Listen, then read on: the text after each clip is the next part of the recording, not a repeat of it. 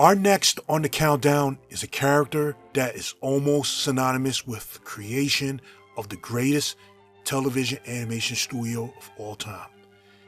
That, of course, being Hanna-Barbera, a studio that has created some of the most recognizable characters of all time. But without our next pick ever existing, the studio wouldn't have created many of the amazing series that they would end up making. Our number 88 is none other than Huckleberry Hound, a hound who sang his way to cartoon stardom.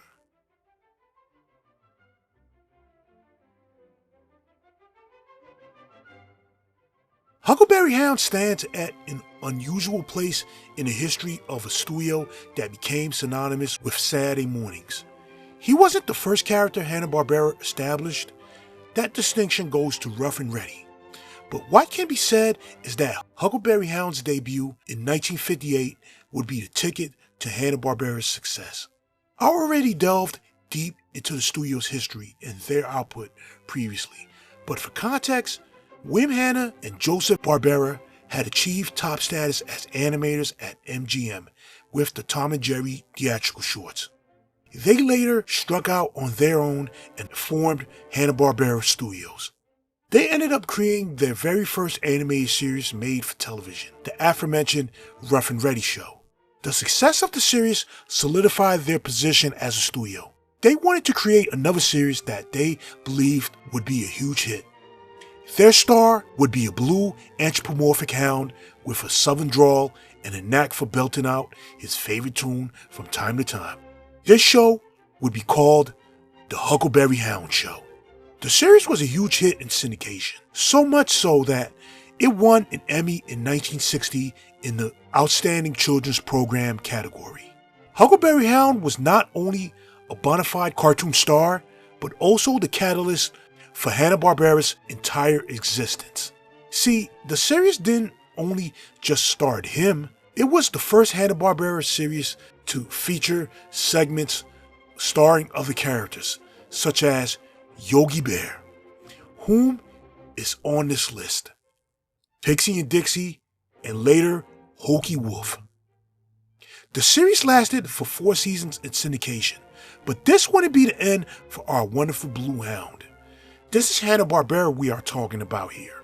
So in true fashion for the studio, Huckleberry went on to make appearances in the studio's prolific Saturday morning output in the 1970s, such as 1973's Yogi's Gang, as a part of Yogi's arc addressing many of the issues of the day.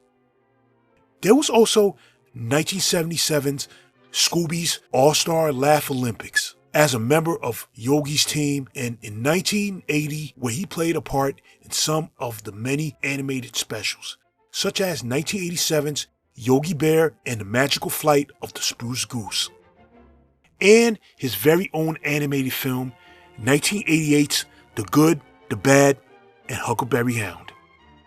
In all, Huckleberry Hound's place on a countdown such as this is well deserved. His contribution to animation is tied to the evolution of limited animation, the history of animation in syndication, and television animation itself.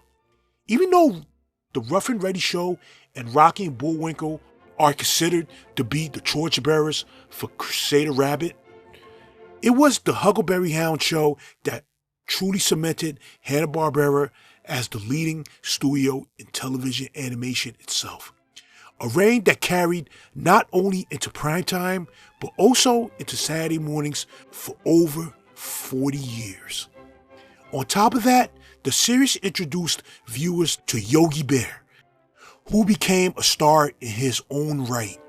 Also, Huckleberry Hound helped usher in many who needed to take the reins from him, including our number 87 pick. Unfortunately, Huckleberry Hound's relevance is tied to Warner Bros.' rendition of the character that appeared in WB Animation's 2021's animated series, Jellystone. This series, thankfully, isn't an accurate representation of the character that many adored. See, Huckleberry Hound is a character that represented the institution of animation itself. When cartoon characters could be anything. When cartoon characters could be anything. Just the imagination of it all. He was the everyman. A knight, a pilgrim, an admiral, a sheriff, you name it. Huckleberry Hound played them all. The character represents a time when cartoons weren't about pandering or agenda. They were designed to entertain us and help us forget the world outside for a few minutes. Nothing more, nothing less. Huckleberry Hound played a part in the evolution of Hanna-Barbera, TV animation, and Saturday morning cartoons, all while giving us a song for us to hear. Thank goodness for Me TV Tunes. Now we can all hear this wonderful hound just as Hanna-Barbera intended for us to hear.